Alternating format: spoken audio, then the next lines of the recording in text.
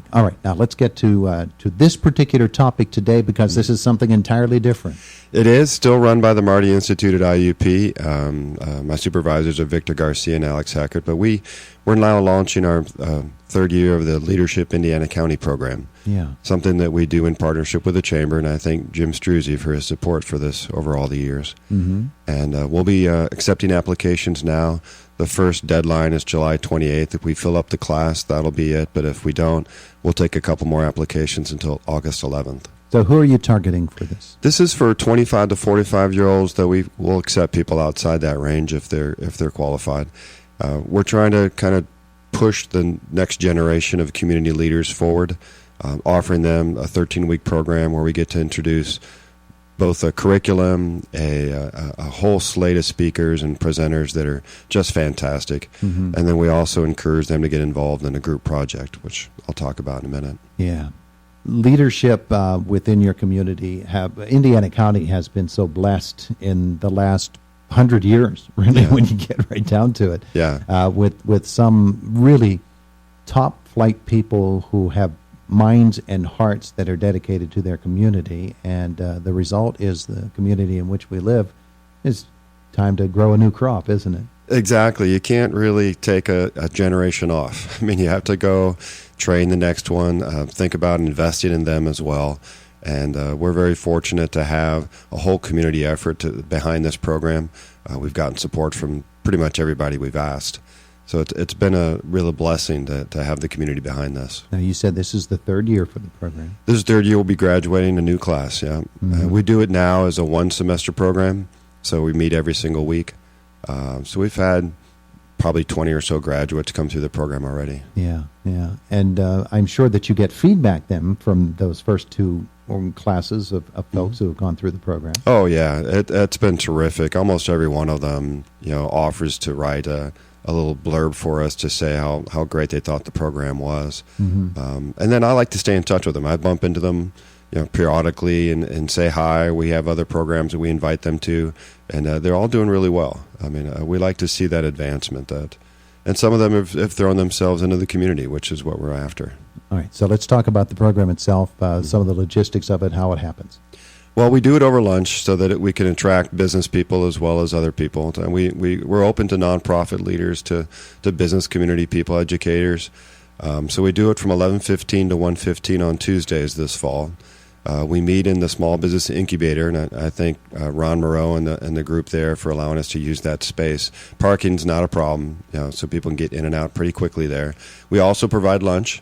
That way they don't have to worry about that as well. The curriculum includes things like board training, conflict management. We do some specific strengths development on each of the individuals involved. We do a lot with assertiveness and crucial conversations in the workplace. And, of course, there's a leadership ethics curriculum that we introduce. But in addition to the regular curriculum topics, we also bring in a whole slate of speakers. Last year, Senator Don White stopped in. This year, I'm going to be inviting Dave Reed. Rodney Roddick and Ellen Roddick usually stop in and give us their perspectives on leadership. Of course, Jim Struzzi stops in, and Denise Liggett comes in from the Tourism Bureau. So there's just a whole group of people that will pop in and meet these people. Mm-hmm. So it's also a networking opportunity for these young leaders. Yeah, and for people to bring their real-life experiences to events such as this has to be just a tremendous benefit for the program.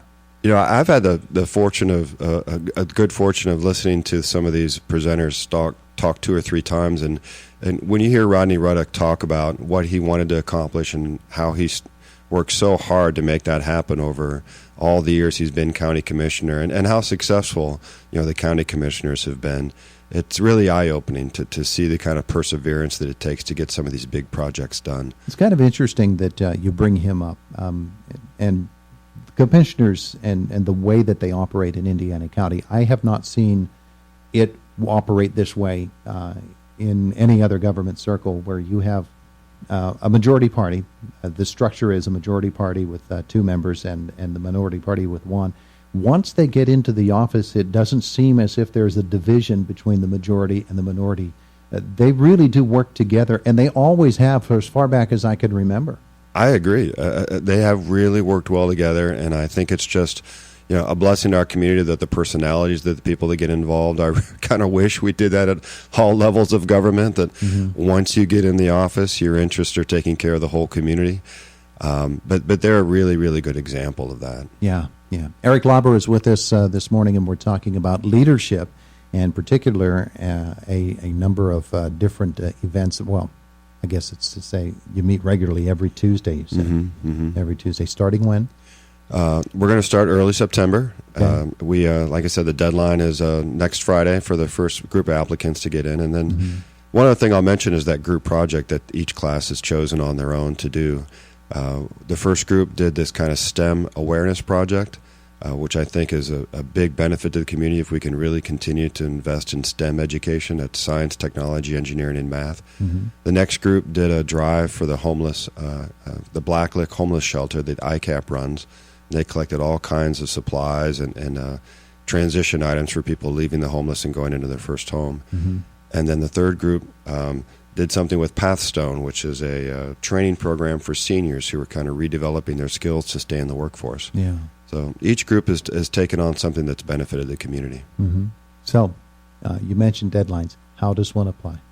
Online at leadershipindiana.com as the website. Let me actually verify that. It's been a while since. Yeah, leadershipindiana.com.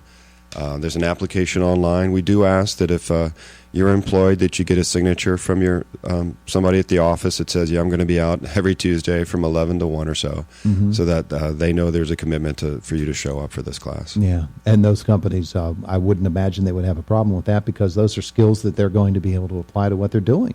Yeah, definitely. I mean, we talk about things that are in the workplace. We try to make it very practical, even though we're introducing some of the big theories in leadership that have been developed over the decades. We definitely make it applied as we go through the course. Yeah. When we think about IUP and its role within the community, and the fact that events such as this, events such as last week's, the Marty Conference last week, I don't know that that's a major change in the way that things have operated around Indiana County, but I know that right now it's so necessary for the county as a whole, and it's a great benefit to IUP as well. Definitely. I love the atmosphere at IUP of being very practical in our work. We're scholars. I mean, all of us have a curiosity that goes very, very deep as faculty, but many of us also want to see that translated into good deeds and good work in the community. There's lots of different activities. I couldn't possibly list them all that IUP does out in the community.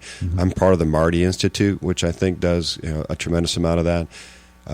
As you mentioned, last week was about opioid crisis and suicide prevention, and we've also launched an opioid prevention project, an initiative that we're trying to get off the ground to really take our expertise out into the community to help solve that problem.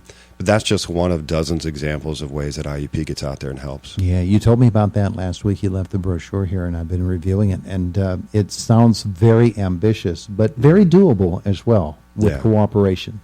With cooperation, yeah. It's going to take some investment. It's going to take a lot of people, but I see we're in a crisis, and I don't think we have an option. I think we have to do everything we can to help those in recovery, but also to start talking more about prevention. Chemical dependency is hurting a lot of families in our community, and we need to do something about it. Well, there's an opioid crisis. There are many crises around our community. A leadership crisis, maybe not so much if we keep programs like this going, and I'm sure this leadership initiative is something that will continue because we can all see the benefit from it. Yeah, I believe so. Thank you. Terrific. All right, so give the address again. The leadershipindiana.com is the website. People can get all the information there, see some of the testimonials from some of the previous participants, and get the application. Now, you said July 28th is the first deadline. Right. If we fill up, then we'll kind of shut it off. But if we don't, we'll have some more applications acceptable by August 11th. And so what constitutes being filled up? What's the limit? We're really trying to keep it small. I think we're shooting for a dozen. Oh, okay. Of the right amount of people. Yeah, okay. Well, there you go, folks. Don't sit on this. Make this happen now, because if you're going to have only a dozen or so in the program, then you need to be one of them. Erick, thank you so much for coming in again. Thank you very much, Todd. We appreciate it. It is Indiana in the Morning, presented as always by First Commonwealth Bank here on AM 1160 WCCS and 101.1 FM. Fox News is up next at the top of the hour. Josh Whittison is in the newsroom after that.